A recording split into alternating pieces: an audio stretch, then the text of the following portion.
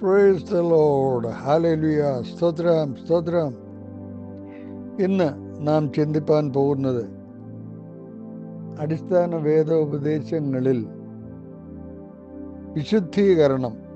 വിശുദ്ധീകരണം എന്ന വിഷയം സംബന്ധിച്ച് നാം ചിന്തിക്കും. ദൈവത്തിന് സ്തോത്രം. അതിനു മുമ്പായി പതിവുപോലെ സ്തോത്രം എല്ലാവർക്കും സ്നേഹവന്ദനം അറിയിച്ചുകൊണ്ട് ഹല്ലേലൂയ.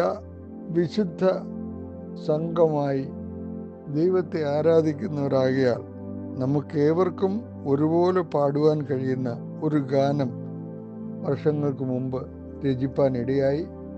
അത് വളരെ അനുഗ്രഹകരമായ അനേകർക്ക് പാടി ആരാധിപ്പാൻ അവസരമാക്കിയിട്ടുണ്ട്. ദൈവം ഇന്നും നമുക്ക് അതിനൊരവസരം തന്നു. പ്രാർത്ഥനയോടുകൂടെ ദൈവസേനയിലായിരിക്കാം. എല്ലാവർക്കും ഒരിക്കൽ കൂടെ സ്നേഹവന്ദനം അറിയിക്കുന്നു. Price the Lord. ആ ഗാനം ഇങ്ങനെ പാടുന്നു. വിശുദ്ധ സംഘമേ ആരാധിക്കാം, ആരാധ്യനീശനെ ആരാധിക്കാം. വിശുദ്ധ സംഘമേ ആരാധിക്കാം, ആരാധ്യനീശനെ ആരാധിക്കാം. ആത്മാവിൽ സത്യത്തിൽ പൂർണ്ണ ബലത്തിൽ ഹല്ലേലൂയ സ്തോത്രഗീതങ്ങളാലെ ആരാധ്യനീശനെ ആരാധിക്കാം. വിശുദ്ധ സംഘമേ ആരാധിക്കാം, ആരാധ്യനീശനെ ആരാധിക്കാം. അബ്രഹാം ഇസഹാക്ക് യാക്കോബിൻ ദൈവം, പിതാക്കന്മാരുടെ അത്ഭുത ദൈവം, അന്നും ഇന്നും എന്നും അനന്യനാം. അബ്രഹാം ഇസഹാക്ക് യാക്കോബിൻ ദൈവം, പിതാക്കന്മാരുടെ അത്ഭുത ദൈവം, അന്നും ഇന്നും എന്നും അനന്യനാം. വിശുദ്ധ സംഘമേ ആരാധിക്കാം, ആരാധ്യനീശനെ ആരാധിക്കാം. Price the Lord. ദൈവ കുഞ്ഞാടവൻ അറുക്കപ്പെട്ടു, ഗോത്രങ്ങൾ ഭാഷകൾ വംശജാതികളിൽ വീണ്ടെടുക്കപ്പെട്ടോരാരാധിക്കും. ദൈവ കുഞ്ഞാടവൻ അറുക്കപ്പെട്ടു, ഗോത്രങ്ങൾ ഭാഷകൾ വംശജാതികളിൽ വീണ്ടെടുക്കപ്പെട്ടോരാരാധിക്കും. വിശുദ്ധ സംഘമേ ആരാധിക്കാം, ആരാധ്യനീശനെ ആരാധിക്കാം. വിശുദ്ധ സംഘമേ ആരാധിക്കാം, ആരാധ്യനീശനെ ആരാധിക്കാം. കുഞ്ഞാട്ടിൻ്റെ രക്തത്താൽ ശുദ്ധീകരിച്ചു, ദേഹവും ദേഹിയും ആത്മാവുമെല്ലാം പൂർണ്ണമായി സമർപ്പിച്ചു ആരാധിക്കാം.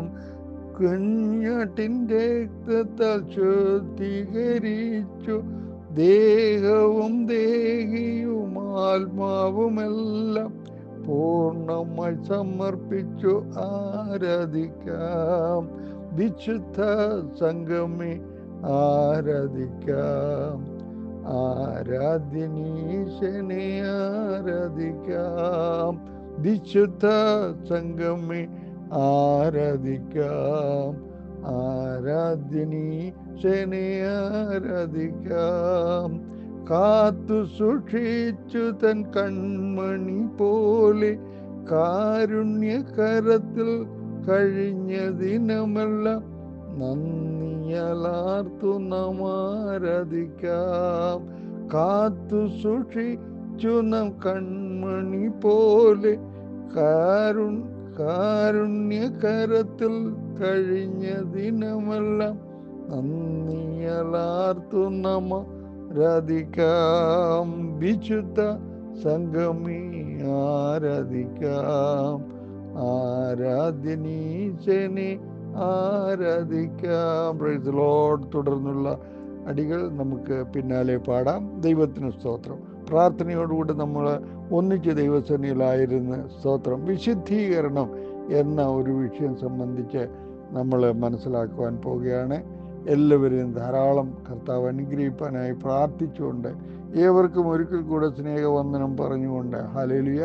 വിശുദ്ധീകരണം അടിസ്ഥാന വേദോപദേശങ്ങളിൽ കണക്കുകൂട്ടിയിരിക്കുന്ന ഒരു കാര്യമാണ് വിശുദ്ധീകരണം. ആമീൻ. ഹല്ലേലൂയ.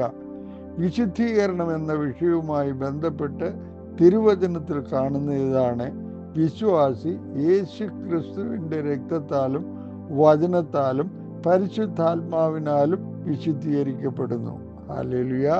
സ്തോത്രം. ആദാമ പാപത്താൽ മനുഷ്യവർഗം പാപത്തിന് അധീനരായി തീർന്നു. അങ്ങനെ സകല മനുഷ്യരും അശുദ്ധരായി. പിന്നീട് ഓരോ മനുഷ്യനും സ്വന്തം നിലയ്ക്ക് ചെയ്ത പാപങ്ങൾ അശുദ്ധിയുടെ തീവ്രത വർദ്ധിപ്പിച്ചു. ഈ വിധത്തിൽ അശുദ്ധരായി തീർന്ന മനുഷ്യന് ആമീൻ ദൈവത്തെ സമീപിക്കാനാവില്ല. ദൈവം വിശുദ്ധനാണ്.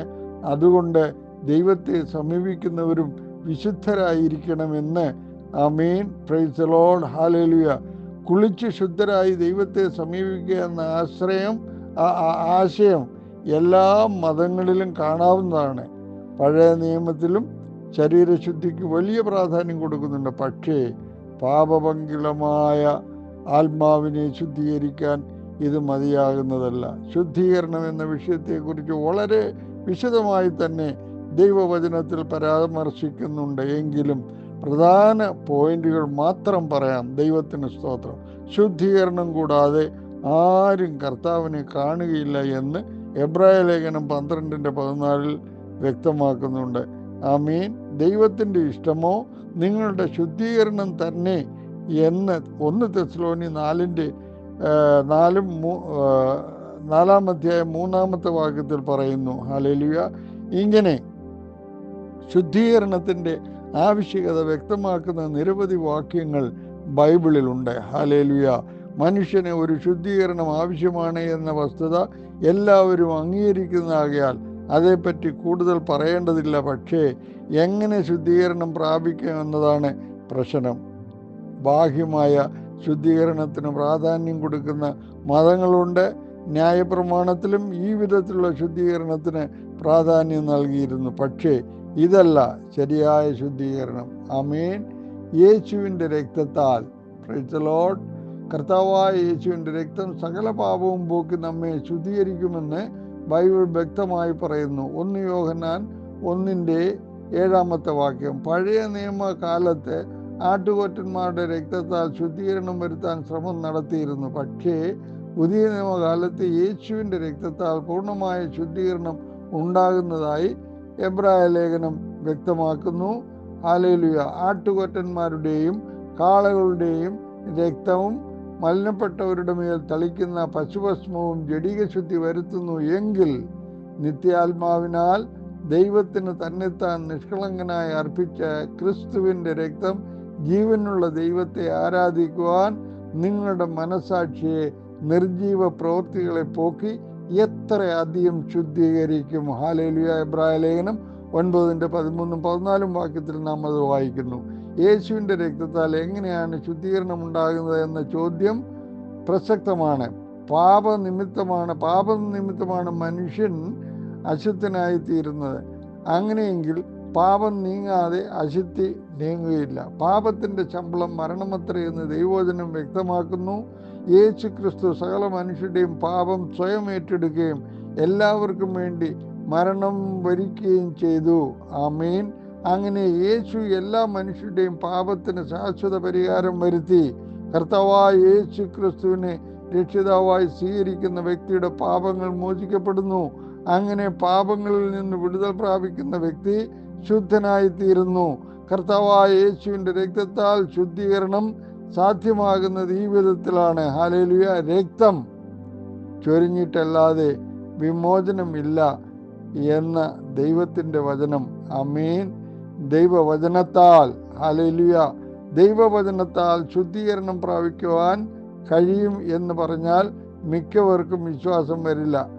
എങ്കിലും കർത്താവായ യേശു ക്രിസ്തു തന്നെ പഠിപ്പിച്ചതാകയാൽ ഇത് നിഷേധിക്കാനാവില്ല.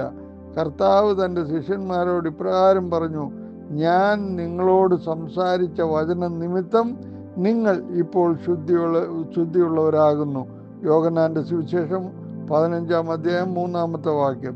പിന്നീട് കർത്താവ് ഇപ്രകാരം പ്രാർത്ഥിക്കുന്നു: സത്യത്താൽ അവരെ വിശുദ്ധീകരിക്കണമേ, നിന്റെ വചനം സത്യമാകുന്നു എന്ന് യോഹന്നാന്റെ സുവിശേഷം 17-17 നാം വായിക്കുന്നു. ഹല്ലേലൂയ. ദൈവവചനം കേട്ടുകൊണ്ടിരുന്നാൽ, ഹല്ലേലൂയ, സ്തോത്രം, ആമീൻ, ശുദ്ധീകരണം ഉണ്ടാകും എന്നൊരു തെറ്റിദ്ധാരണ പരക്കാൻ ഈ വാക്യങ്ങൾ കാരണമായിട്ടുണ്ട്. പക്ഷേ അതല്ല കർത്താവ് അർത്ഥമാക്കുന്നത്. ദൈവവചനം കേൾക്കുന്നതിലൂടെ ശുദ്ധീകരണം പ്രാപിക്കാൻ കഴിയുമെങ്കിൽ ലോകമെമ്പാടുമുള്ള മനുഷ്യരെ ശുദ്ധീകരിക്കാൻ വളരെ എളുപ്പമാണ്. പക്ഷേ അതല്ല കർത്താവ് പറയുന്നത്. ഈ വിഷയത്തോടുള്ള ബന്ധത്തിൽ യാക്കോബ് പറയുന്നത് ഇങ്ങനെ: ആകയാൽ എല്ലാ അഴുക്കും ദുഷ്ടതയുടെ ആധിക്യവും വിട്ട് നിങ്ങളുടെ ആത്മാക്കളെ രക്ഷിക്കുവാൻ ശക്തിയുള്ളതും ആമീൻ ഉൾനട്ടതുമായ വചനം സൗമ്യതയോടെ കൈക്കൊള്ളുവിൻ. എങ്കിലും വചനം കേൾക്കുക മാത്രം ചെയ്തുകൊണ്ട് തങ്ങളെ തന്നെ ചതിക്കാതെ അതിനെ ചെയ്യുന്നവരായും ഇരിക്കുവിൻ. ഹല്ലേലൂയ. ഒരുത്തൻ വചനം കേൾക്കുന്നവൻ എങ്കിലും ചെയ്യാത്തവനായിരുന്നാൽ അവൻ തൻ്റെ സ്വാഭാവിക മുഖം കണ്ണാടിയിൽ നോക്കുന്ന ആളോടൊക്കുന്നു. അവൻ തന്നെത്താൻ കണ്ട് പുറപ്പെട്ട താൻ ഇന്ന രൂപമായിരുന്നു എന്ന് ഉടനെ മറന്നുപോകുന്നു.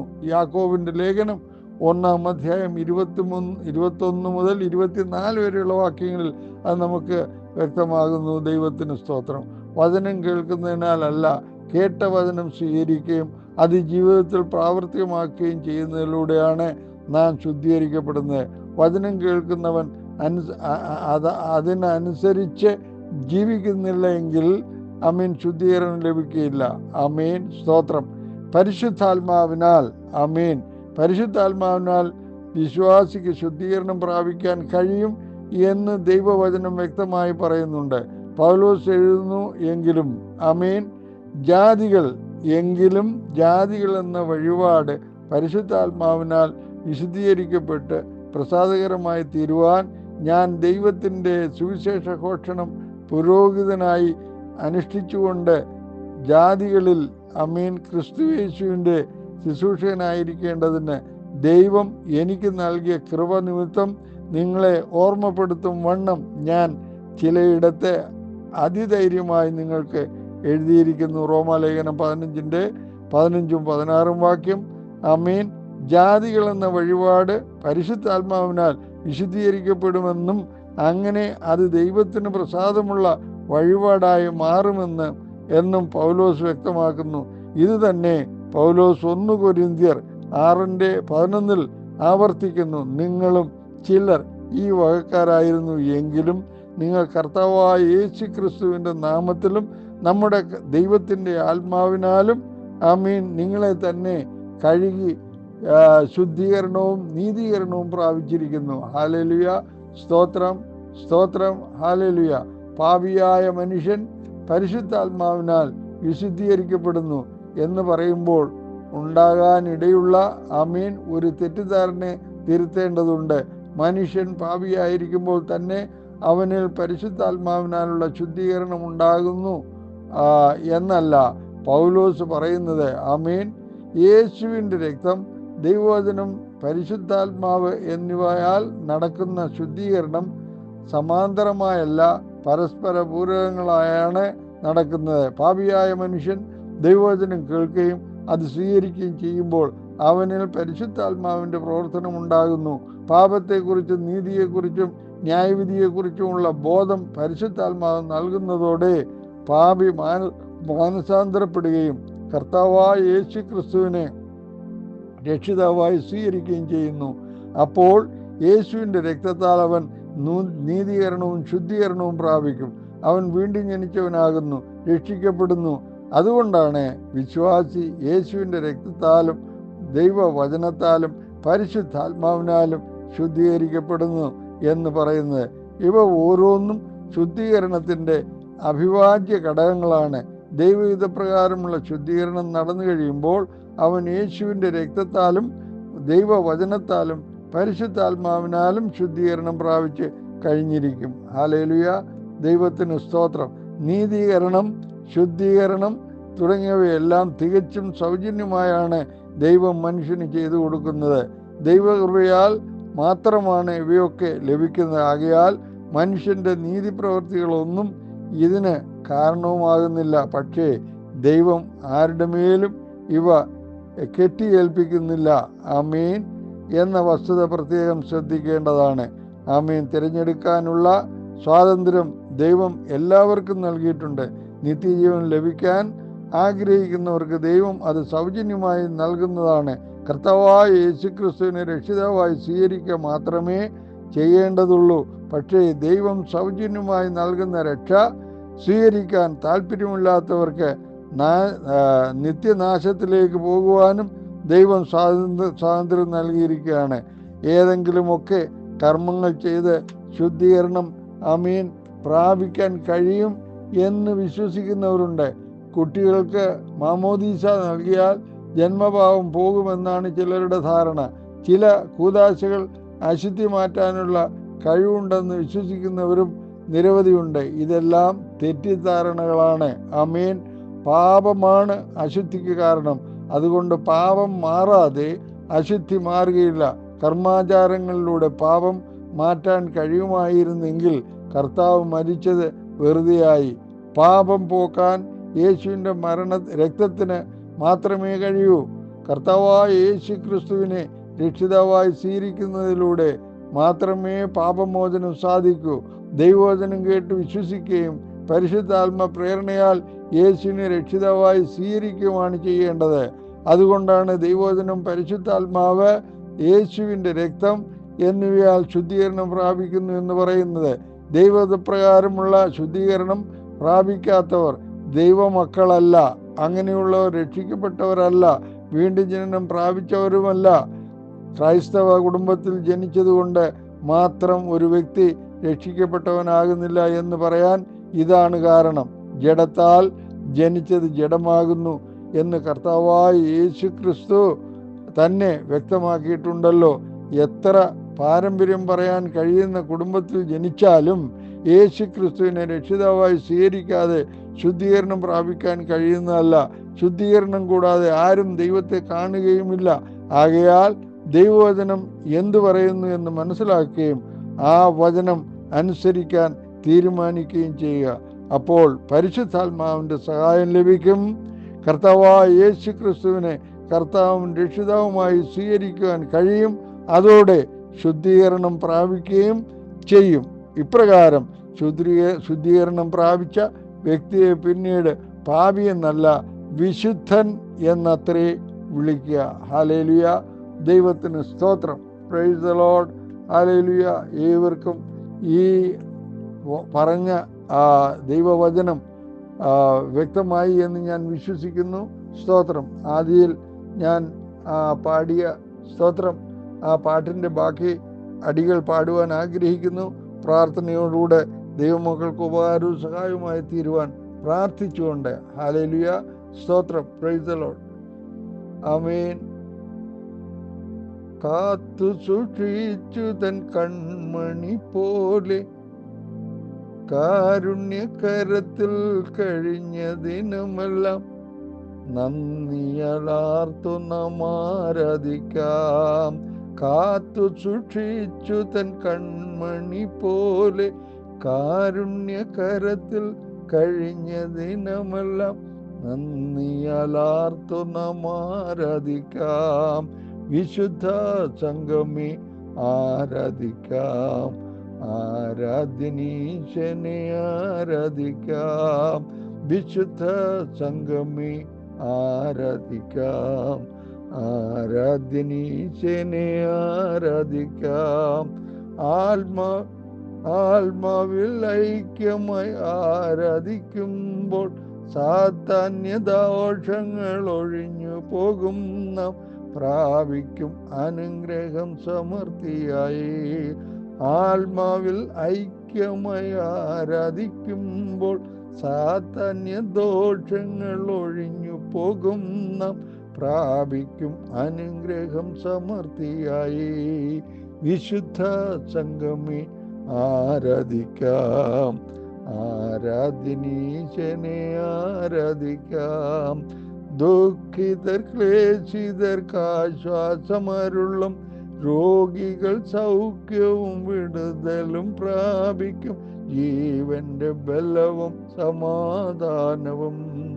ദുഃഖിതർ ക്ലേശിതർക്ക് ആശ്വാസമരുളും, രോഗികൾ സൗഖ്യവും വിടുതലും പ്രാപിക്കും, ജീവന്റെ ബലവും സമാധാനവും. വിശുദ്ധ സംഗമേ ആരാധിക്കാം, ആരാധ്യനീശനെ ആരാധിക്കാം. വിശുദ്ധ സംഗമേ ആരാധിക്കാം, ആരാധ്യനീശനെ ആരാധിക്കാം. പിതാവും പുത്ര പരിശുദ്ധാത്മാവ ത്രിയേക ദൈവം വിശുദ്ധരിൻ മധ്യേ ആഗതനാം നമ്മെ അനുഗ്രഹിപ്പാൻ. പിതപുത്ര പരിശുദ്ധാത്മാവാം ത്രിയേക ദൈവം വിശുദ്ധരിൻ മധ്യേ ആഗതനാം നമ്മെ അനുഗ്രഹിപ്പാൻ. വിശുദ്ധ സംഗമേ ആരാധിക്കാം, ആരാധ്യനീശനെ ആരാധിക്കാം. വിശുദ്ധ സംഗമേ ആരാധിക്കാം, ആരാധ്യനീശനെ ആരാധിക്കാം. Price the Lord, hallelujah. സ്തോത്രം, സ്തോത്രം. വിശുദ്ധീകരണം എന്ന വിഷയം നമുക്ക് ചിന്തിപ്പാനും സ്തോത്രം ഈ ഗാനം ശ്രവിപ്പാനും ഇടയായല്ലോ. പ്രാർത്ഥനയോടുകൂടെ ദൈവസന്നിധിയിൽ നമ്മൾ തന്നെ സമർപ്പിച്ചുകൊണ്ട് കണ്ണുകളെ അടയ്ക്കാൻ നമുക്ക് പ്രാർത്ഥിക്കാം. പരിശുദ്ധനും നിത്യനുമാകുന്ന സ്വർഗീയ പിതാവേ കർത്താവേ, ഞങ്ങൾ തിരുസന്നിധിയിൽ പിന്നെയും ഞങ്ങളെ താഴ്ത്തി ഏൽപ്പിക്കുന്നു. ഇന്ന് ഈ പ്രെയർ ഗ്രൂപ്പ് കടന്നു വന്ന് വചനം കേട്ടവരായ ഓരോ വ്യക്തികളെയും കുടുംബങ്ങളെയും കർത്താവ് അനുഗ്രഹിക്കണമേ. കർത്താവെ, വിശുദ്ധിയോടെ ജീവിപ്പാൻ വിശുദ്ധീകരണം പ്രാപിച്ചവരായി കർത്താവിൻ്റെ രക്തത്താലും സ്തോത്രം രക്ഷയുടെ അനുഭവത്തിൽ കടന്നു വന്ന് സ്തോത്രം, പ്രൈസ് ദി ലോർഡ്, ഹല്ലേലൂയ, അവിടുത്തെ വചനം അനുസരിക്കുന്നതിനാൽ അത് കേൾക്കുന്നതിനാൽ ഉള്ള വിശുദ്ധീകരണം ജീവിതത്തിൽ പ്രാപിപ്പാൻ പരിശുദ്ധാത്മാവ് പ്രാപിച്ച് പിന്നെയും വിശുദ്ധീകരണത്തിലേക്ക് നയിക്കപ്പെടുവാൻ കർത്താവ് ഓരോരുത്തർക്കും ഇടയാക്കണമേ. കർത്താവിൻ്റെ നാമം മഹിമപ്പെടുവാൻ ഇടയാകണമേ. വരുവൻ പ്രത്യാശയാൽ അടിയങ്ങളെ നിറച്ച് കർത്താവേ സ്തോത്രം, സ്തോത്രം, സ്തോത്രം. ഒരു വിശുദ്ധ സംഘമായി തിരുമേനി ആരാധിപ്പാൻ, ആരാധ്യനായി അങ്ങേ ആരാധിപ്പാനായി ഞങ്ങളെ ഒരുക്കി കർത്താവിൻ്റെ വരവരെയും അടിയങ്ങളെ പാലിക്കണമേ. പ്രാർത്ഥന കേട്ടതിനായി സ്തോത്രം. യേശു കർത്താവിൻ്റെ ധന്യനാമത്തിൽ തന്നെ. ആമീൻ, ആമീൻ, ആമീൻ. Praise the Lord, hallelujah. സ്തോത്രം.